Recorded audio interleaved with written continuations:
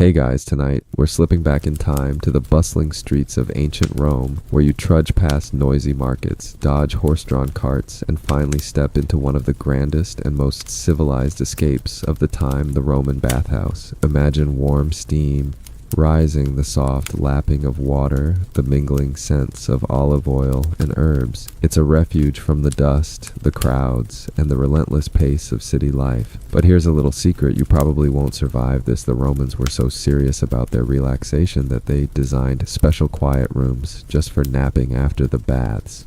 Yep, a dedicated snooze zone in the middle of a public bathhouse. So before you get comfortable, take a moment to like the video and subscribe, but only if you genuinely enjoy what I do here.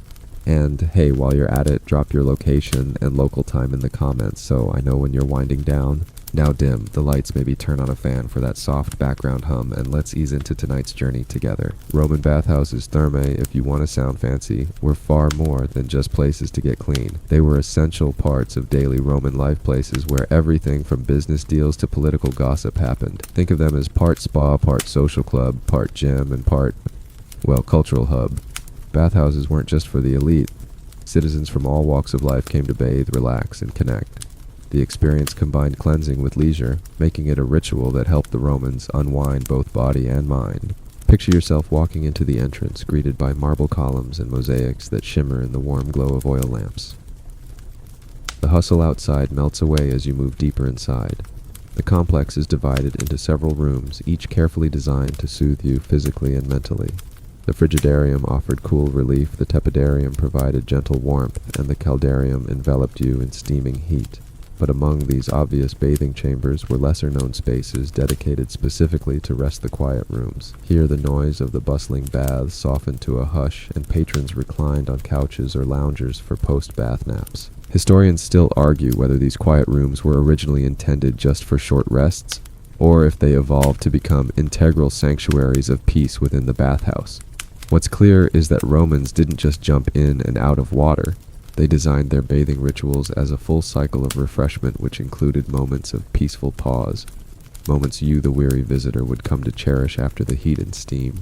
But before we sink too far into that, it's worth mentioning the social scene around these baths. You might think such a public place would be noisy or chaotic, but the Romans placed surprisingly high value on quietness and calm in certain areas. And yes, this means they had a social code that encouraged you not to shout over your neighbor, or turn your post-bath nap into a snoring contest.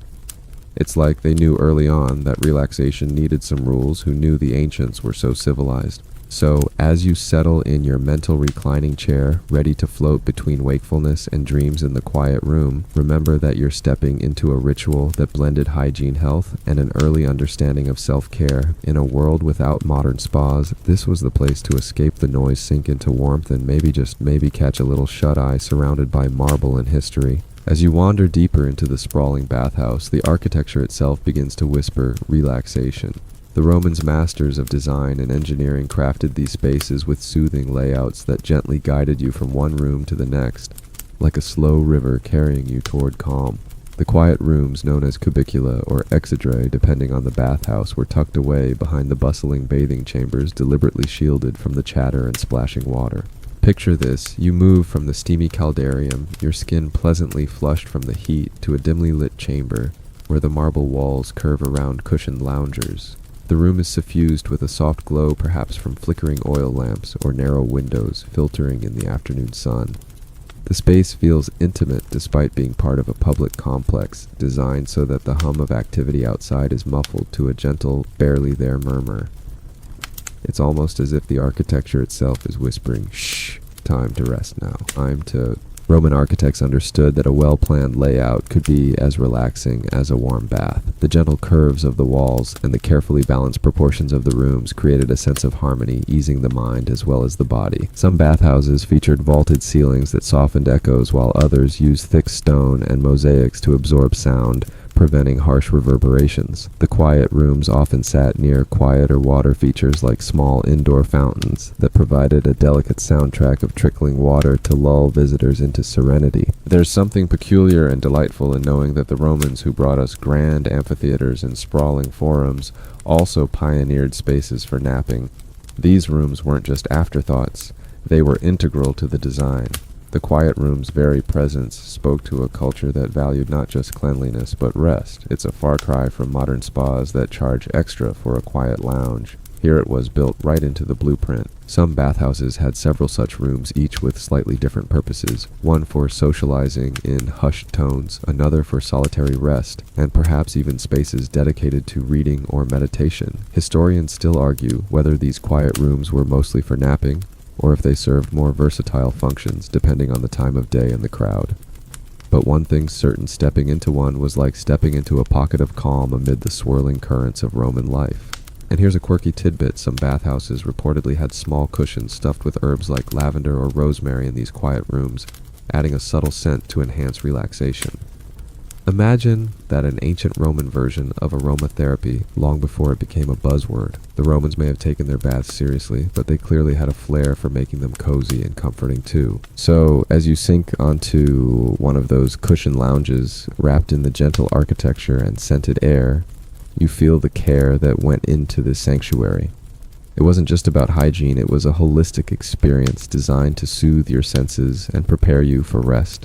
You've bathed and warmed your muscles. In the caldarium sweated out the city's dust and worries, and now you're gently ushered toward the quiet room, a space designed for that perfect transition from movement to stillness. The ritual of bathing and napping was carefully choreographed like a slow, relaxing dance that left Romans refreshed not just physically but mentally. First, you moved through the frigidarium, where cool water jolted you awake after the steamy heat cleansing pores and refreshing the senses.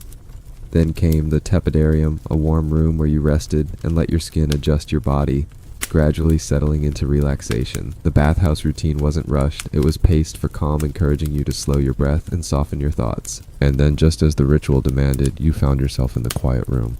This was where the magic happened.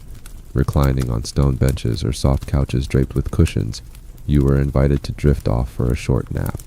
Not a power nap like your phone tells you to take, but a genuine slow fade towards sleep. It was called the meridianus, the midday rest, a custom deeply woven into Roman daily life. Imagine the sensation, the gentle warmth lingering on your skin, the faint echo of water nearby, the faintest herbal scent in the air. Your eyelids grow heavy, the world slows, and your breathing becomes rhythmic and soft. For Romans, this wasn't laziness, but a necessary part of health and wellness. They believed the body recovered best when allowed this period of peaceful rest after bathing. Historians still argue whether this napping ritual was widespread among all social classes or mainly a luxury of the elite. Some evidence suggests public bathhouses in Rome and larger cities encouraged it as a communal custom, while smaller provincial baths may not have had such dedicated quiet spaces. Regardless, the idea of combining bathing with rest underscores a surprisingly modern approach to self-care. Here's a quirky twist. Some bathhouses even had attendants called capsari, whose job was to gently shake napping patrons awake if their rest stretched too long. You wouldn't want to overdo it and miss the rest of your day or dinner. These attendants wielded light wooden staffs to prod sleepers, an ancient version of the gentle nudge you might get from your phone alarm today. Interestingly, medical writers of the time, like Galen, advocated for the midday nap post-bath, seeing it as crucial for balancing the body's humors and preventing ailments like fatigue or digestive troubles. They warned against rushing the bath ritual or skipping the rest phase, linking such negligence to poor health outcomes. So as you settle into your imaginary Roman lounge, surrendering to the slow rhythm of this bathing and napping dance, remember you're stepping into a tradition that blends physical cleanliness, mental calm, and a kind of ancient mindfulness. It's a ritual that invites you not just to wash away dirt, but to wash away stress, one slow breath, one gentle nap at a time. Now, as you recline in that quiet room, you start to notice how carefully the Romans crafted the atmosphere, not just visually, but acoustically. The manipulation of sounds, or more accurately, the reduction of noise, was essential to creating a calm environment conducive to rest. Imagine the bathhouse as a whole water, splashing voices, chatting footsteps, echoing, yet in these quiet rooms the noise was muted as if you'd stepped through a portal to a gentler world. Roman architects and bathhouse managers understood that silence was not just the absence of sound, but an active part of relaxation. They designed thick walls and carefully placed niches to absorb or deflect noise. Some quiet rooms were located in more secluded parts of the complex, far from the bustling entrance or the lively gymnasium area. This intentional separation was one of the earliest examples of acoustic engineering aimed at mental well-being. Imagine, too, the subtle sounds that filled these quiet rooms. The gentle drip of water from an ornamental fountain, the faint rustle of garments as bathers shifted on cushioned benches, or the distant murmur of conversation, hushed enough not to disturb your drowsiness. The Romans knew that complete silence could feel unsettling, so they balanced it with soft, natural sounds like a lullaby for grown-ups. Interestingly, some bathhouses employed what we might call white noise, in the form of running water or gentle breezes from ventilation shafts to mask louder sounds from other parts of the complex. Historians still argue whether this was a deliberate technique or a fortunate side effect of their architectural choices. Either way, it worked. These gentle ambient noises encouraged relaxation and, more importantly, sleep. A quirky detail, there are records of some bathhouses using small bronze wind chimes or hanging mobiles in quiet rooms designed to catch even the slightest air movement and add a soft tinkling sound to the environment. Think of it as a Roman version of a modern sound machine, only with the added bonus of looking pretty. You might be wondering how this compares to modern quiet rooms or nap pods. While today's versions often rely on padded walls and soundproofing technology, the Romans achieved much with simple, elegant design, stone, water, and space. It's a reminder that sometimes less is more, and that creating calm doesn't require high-tech gadgets, just thoughtful intention. So as you imagine yourself dozing there, wrapped in warmth and quiet, surrounded by soft trickling water and faint bronze chimes, you realize the Romans were pioneers of a practice we still cherish, creating spaces that invite rest through sound or the gentle absence of it. As you shift slightly on your stone lounge, you become aware of a gentle, comforting warmth radiating not just from the air but from beneath your feet. The Hippocras system, a marvel of Roman engineering, worked tirelessly to heat the floors and walls of the bathhouse, creating an enveloping cocoon of soothing heat that encouraged relaxation and naturally napping. Imagine the sensation, a gentle, steady warmth that seeps into your skin, coaxing your muscles to loosen and your mind to drift. The Hippocras was essentially an ancient underfloor heating system with hot air from a nearby furnace channeled through empty spaces beneath the floor and within the walls. This radiant heat spread evenly, avoiding the dry, harsh warmth of a modern radiator. Instead, it felt like a warm hug from the very stones beneath you. Bathhouses equipped with hypocausts had different temperature zones, so you moved through rooms warming up or cooling down, culminating in the quiet room, where the heat was just right enough to soothe but never to scorch. Interestingly, some quieter rooms might have been intentionally placed farther from the hypocaust furnace, ensuring that the warmth was gentle and slow, not overwhelming.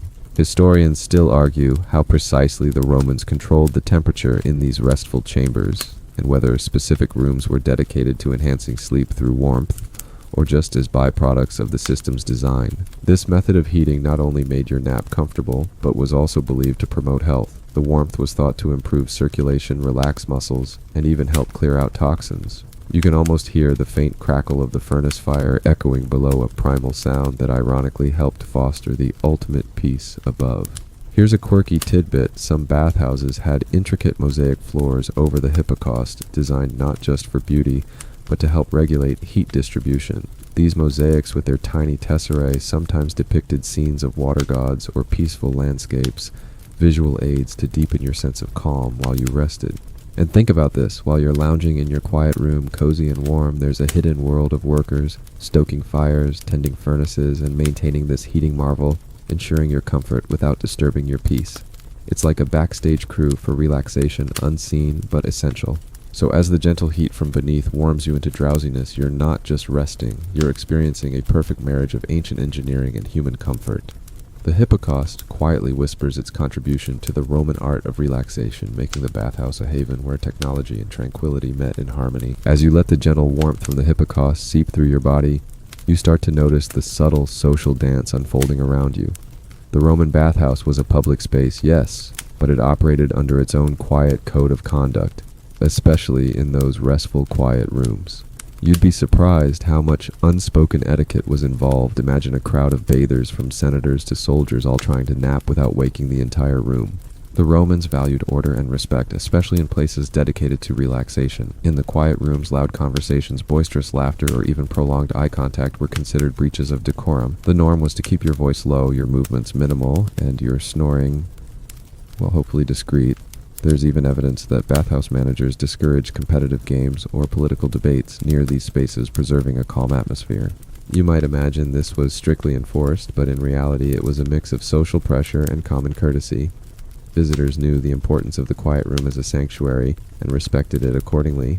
Think of it as an ancient version of a library or a meditation center, except with more steam and fewer books. Here's a quirky detail. Some bathhouses employed attendants called kepsarii, not just to wake nappers, but to gently remind patrons to keep their voices down. They carried small sticks more for tapping on shoulders than punishment, to politely enforce the etiquette.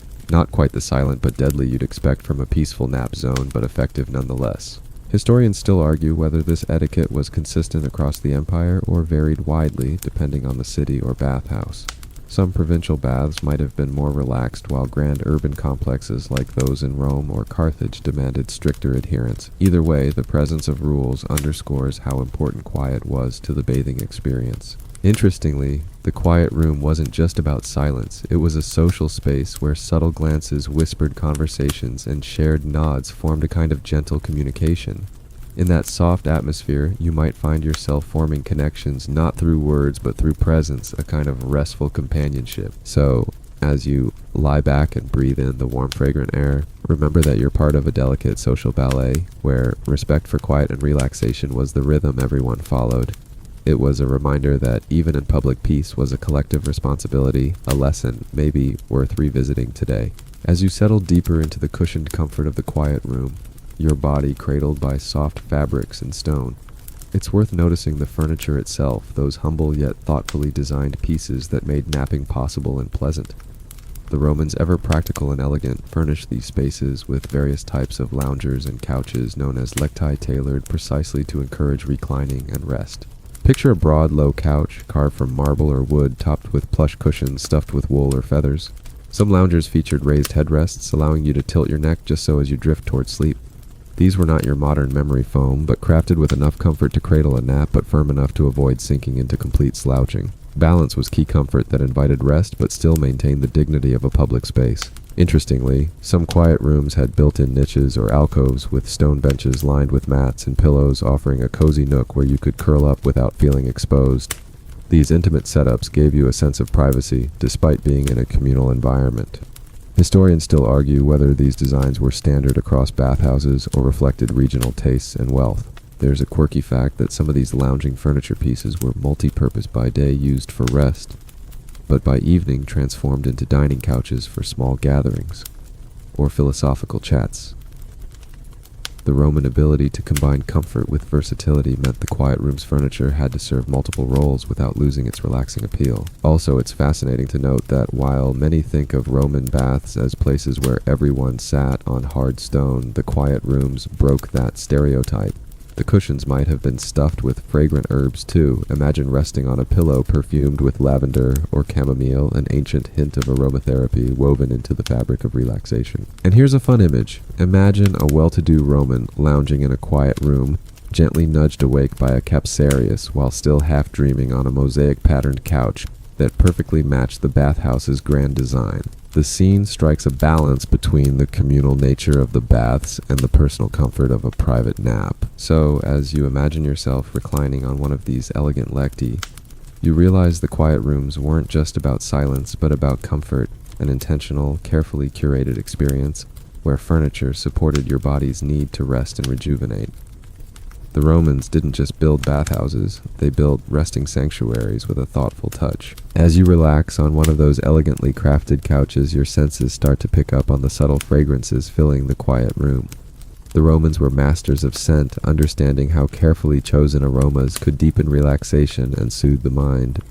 The quiet rooms weren't just silent and warm, they were perfumed with gentle herbal essences that drifted softly through the air, enhancing the peaceful atmosphere. Imagine the faint calming notes of lavender, rosemary, or perhaps bay leaves mingling with the clean scent of warm marble and water. These were no overpowering perfumes, but delicate touches meant to ease tension and invite restfulness. Some bathhouses burned small amounts of incense or scattered dried herbs around the room, creating a gentle natural aroma that whispered tranquility.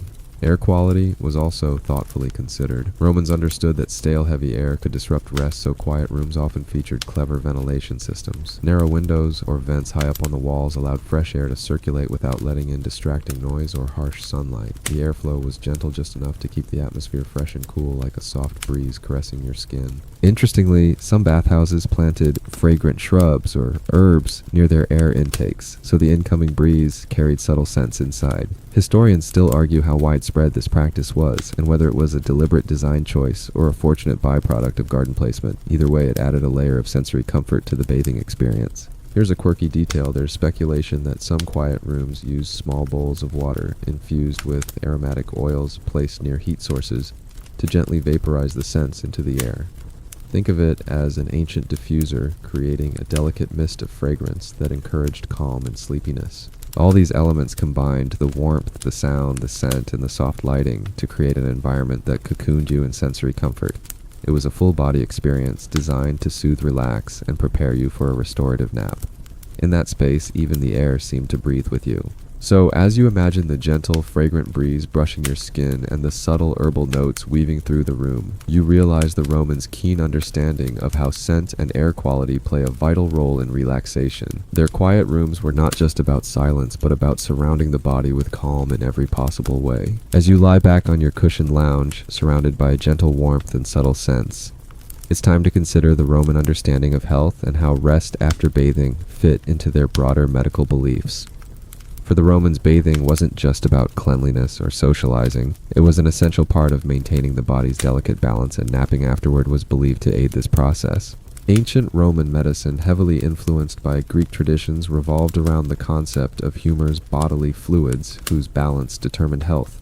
Bathing was thought to help regulate these humors by opening pores, releasing toxins, and restoring equilibrium.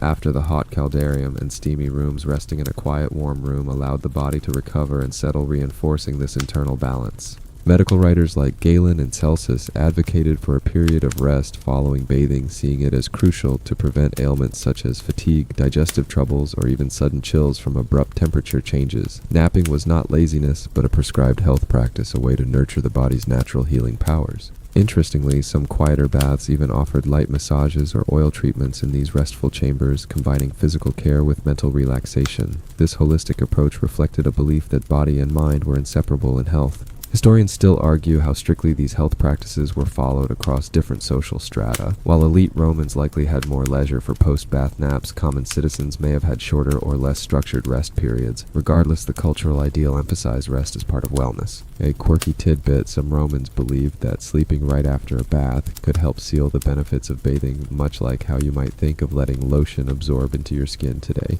Others warned that too long a nap could lead to sluggishness or bad humors, a delicate balance indeed. So, as you drift deeper into that quiet room nap, imagine you're not just relaxing, but participating in a carefully designed health ritual.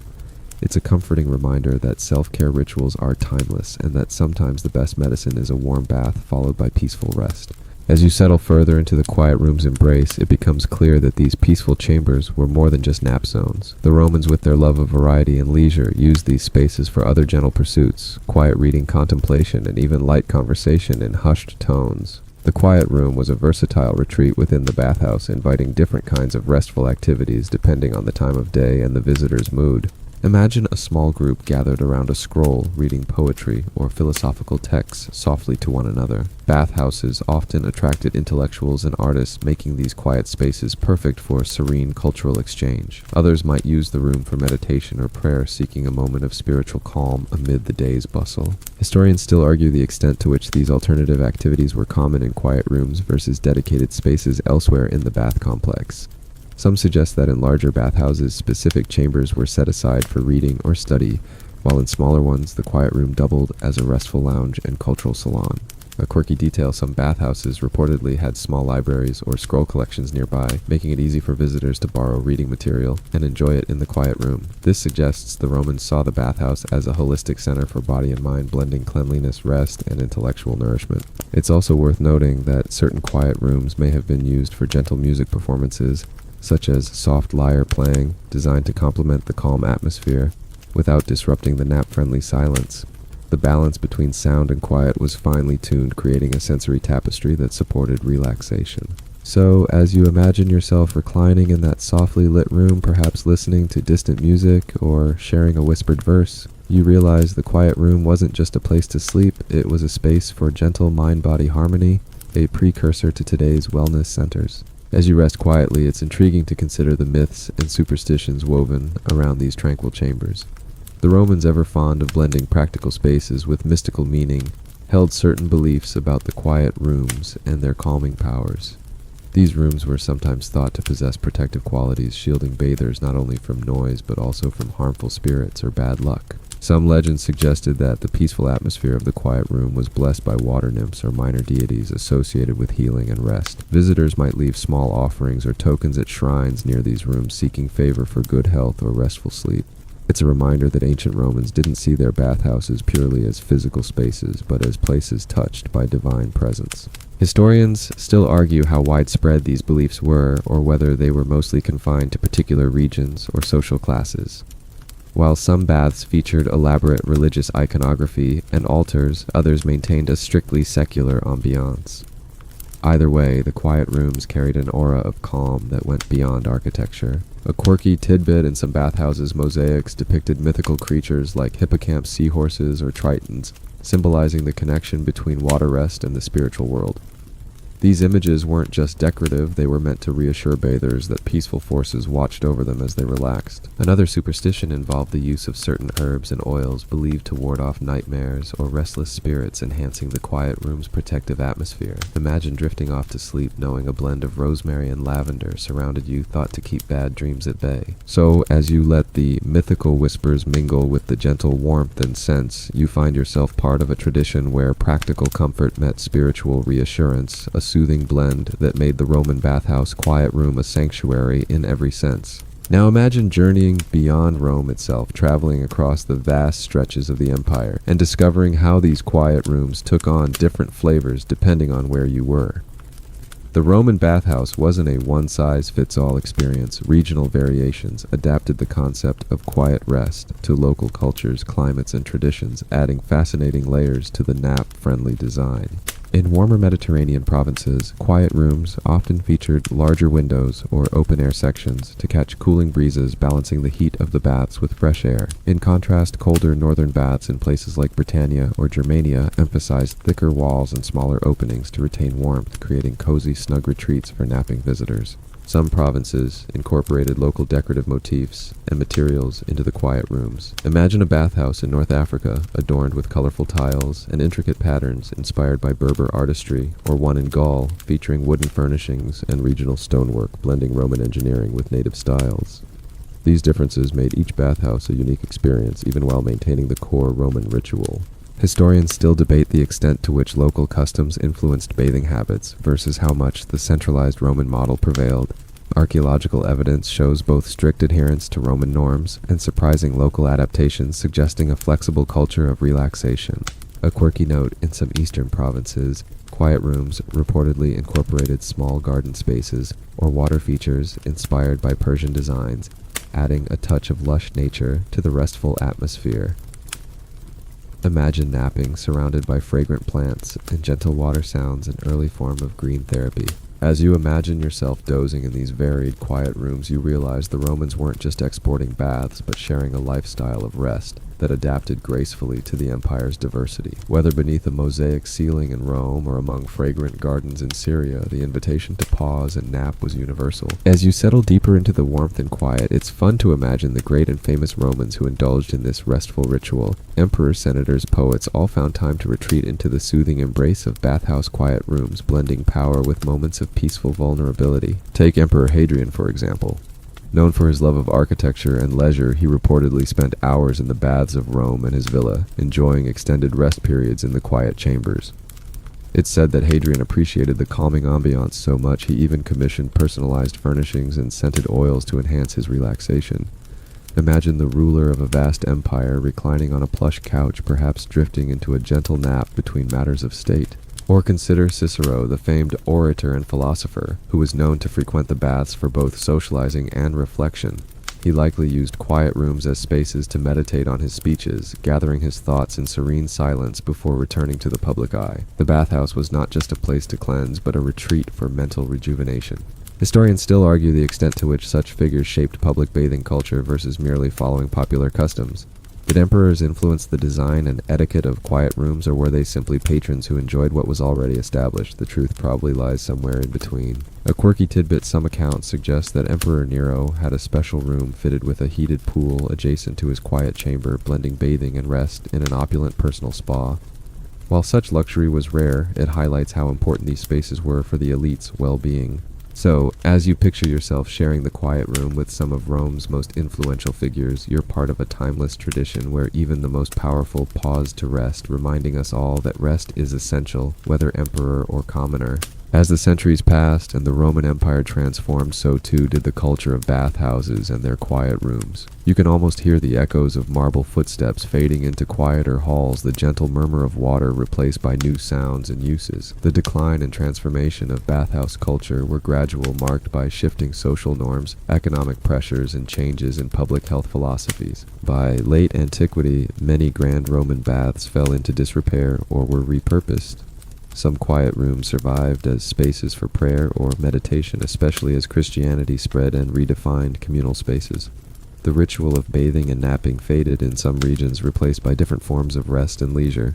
Yet echoes of the Roman approach to rest persisted in later spa traditions across Europe.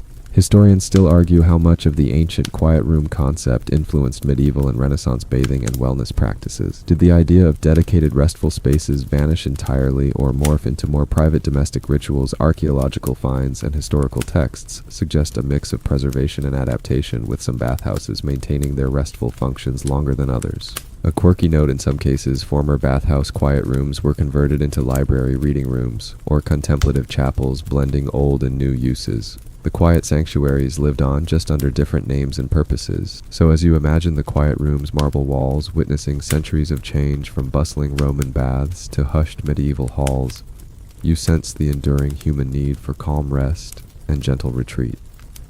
The spirit of those restful spaces remains with us even as their forms evolve.